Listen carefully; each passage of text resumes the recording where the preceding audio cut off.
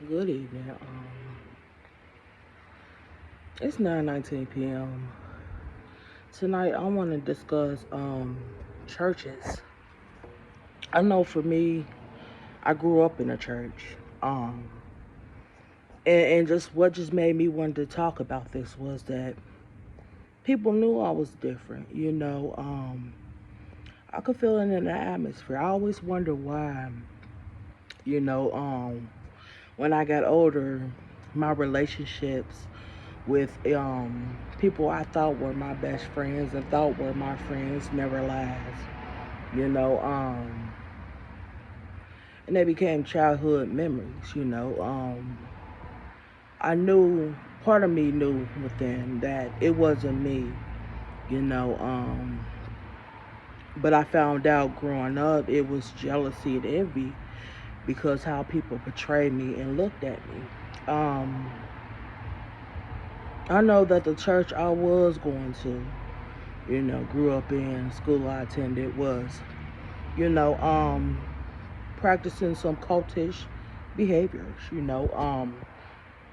lot of people don't realize within your congregation that majority of those scriptures quoted in those sermons and passages that they always review before that Sunday. Um, those were spells placed on those scriptures to not only manipulate the divine and the sacredcy and the sanctity of God's word, but also to um, take away people's energies, and to use their plot and their organized plans to go against God. I always thought it was strange that I was judged for what I did, and looking back, I love myself so much. I don't even see myself degrading myself as such. If you knew me from the past, you know my past, it would never line up with my words, and how my true passion and my intentions are towards people. Um, I was adopted and supposedly adopted and put in the system. I was like I said, I grew up in church. The word was always to go to church, go to school, talk about God. It seemed like even in the midst of all that, I was the only one that took away something from it. You know, um, and a lot of times, all those scriptures and all those Bible studies and vacation Bible schools, I felt like it was directed towards me. It was taught to me to cause confusion and conflict. Because I always wanted to know more about things. Um, and even as a child, I was helpful. Get the clothes off my back, give people hugs. I do anything for anyone. But I had spells placed on me as a child, to change who I was, turn me against truly who I was supposed to become. Um, I remember growing up, I could never really remember my dreams. I always dreamed like I was an adult. It was always so hectic. I was always reading books. I always read at night, bedtime. I love to read. I was never scared of the dark. It was like I was molested and raped. Like, I know that spells was placed on my earthly siblings to do those things towards me. There's no type of explanation, but I don't believe in coincidences. But looking back, to see all these terroristic things that were done to me, being locked in closets and small spaces to put fear inside me. I'm not scared to be locked behind no doors. I'm not scared of the dark. Small spaces doesn't scare me. So it made me truly reflect on all those things. And as an adult, as I got older, I dreamed of being a child, and still my dreams were manipulated. That's why I dream when I'm awake. It was a point to where I had to find truly what was going on. There's never rest for me. I could sleep 24 hours, and go back to sleep. I could drink 10, 15 energy drinks and go right to sleep. It's all up to where it's all about my aura and my energies, and people were playing on my energies, try to say that I was mentally unstable and mentally unstable. I would never kill myself. Don't get me wrong. I will carry the cross for the world, and be crucified for the world and die for the world. But for me to want to inflict harm and pain on myself, and all these things, I know that they were spells written to tarnish my name in vain, to make me look like my behaviors were just me acting out, me not wanting to comply and listen, and the thing is, I follow rules. I don't have a problem with following rules, but but also I'm able to when I see people in a professional situation, and I see they're not abiding by the rules, I'm able to have a conversation with them, a common sense one, like, okay, not only do the rules apply to me, but they apply to you also. It's like, and I guess it's people wanted me to be victimized and play the victim. It took me looking up to the sky one night crying, because I love looking at the sky. That's where I say my prayers, where I communicate.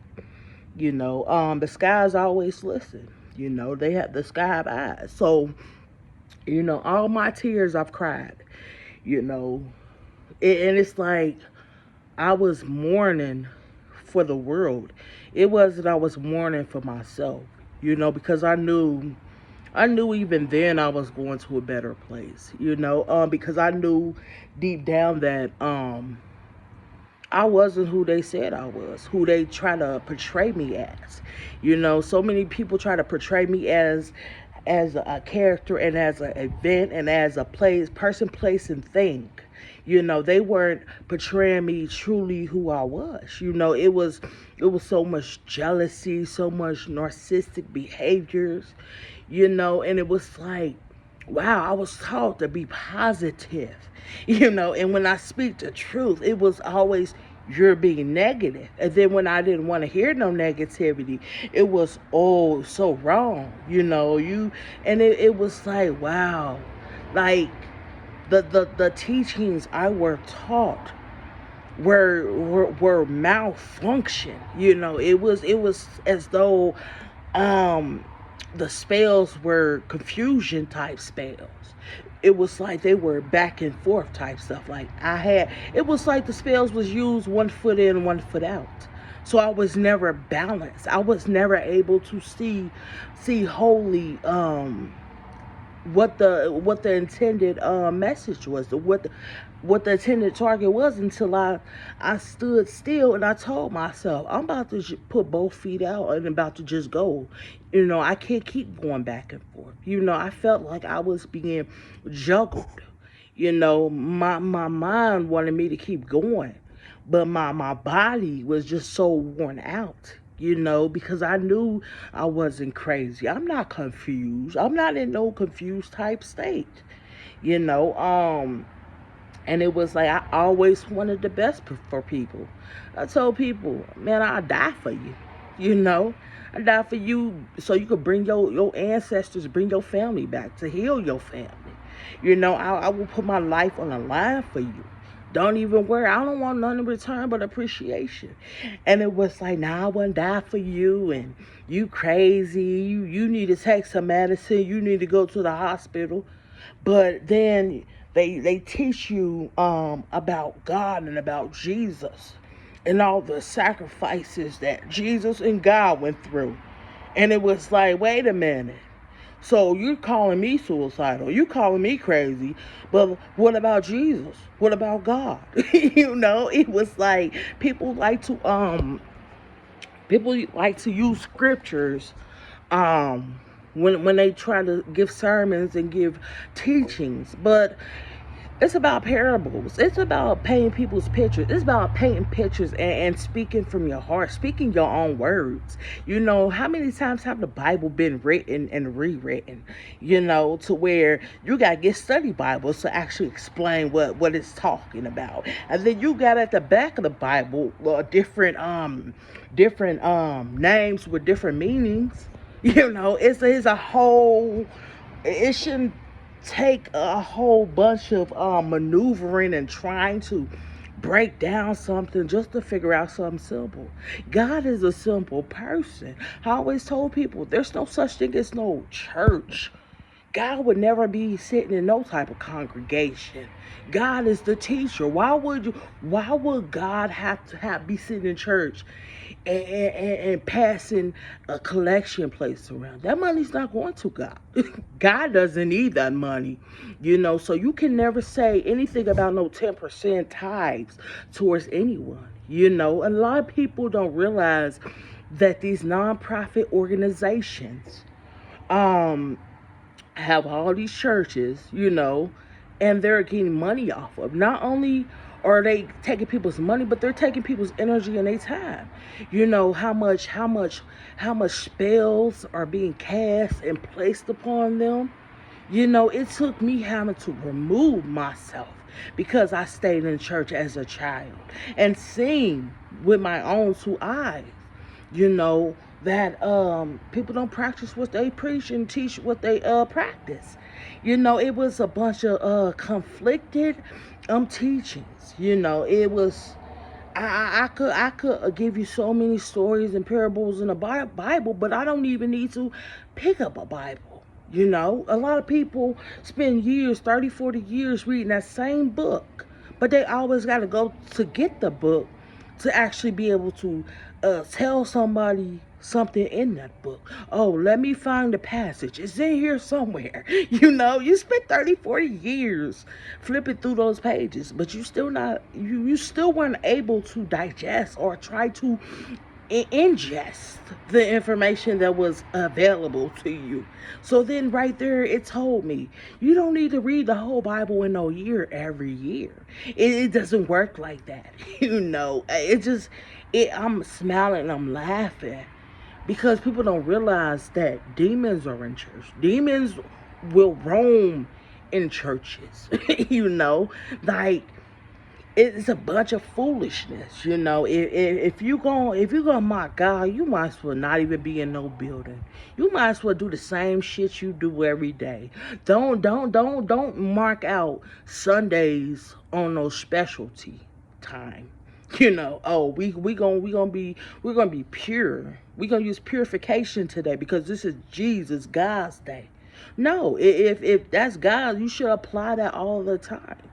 you know um and a lot of people just want to go to church just to feel like they doing something right, just to feel like they part of something.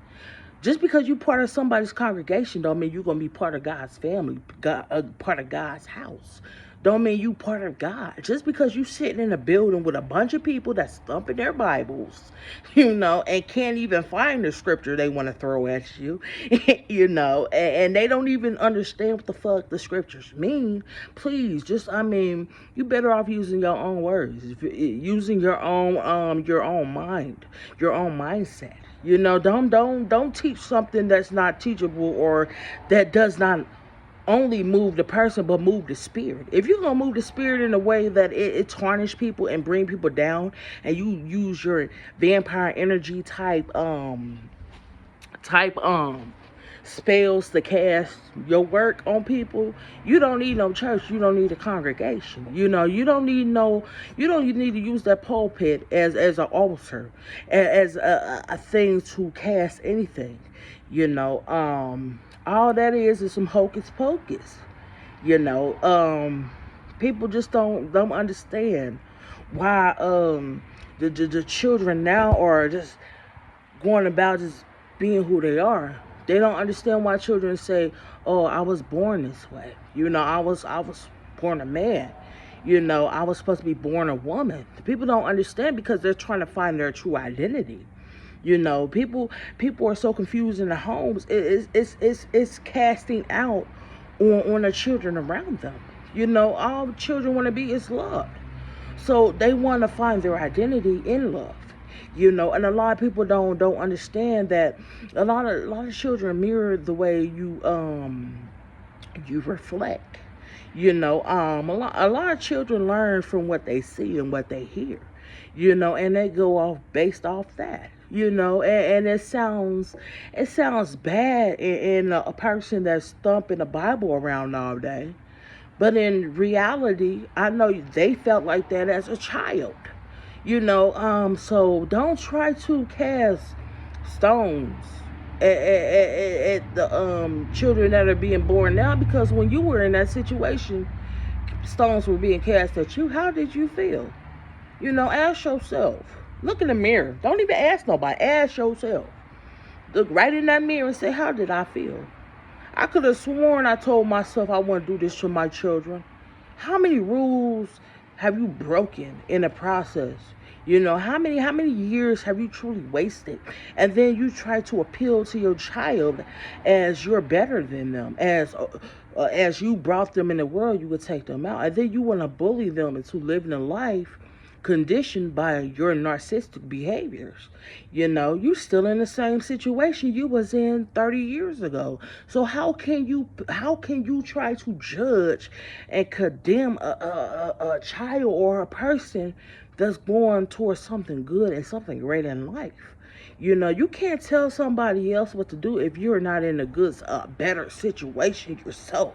You have to clean your own space before you start playing in somebody else's dirt.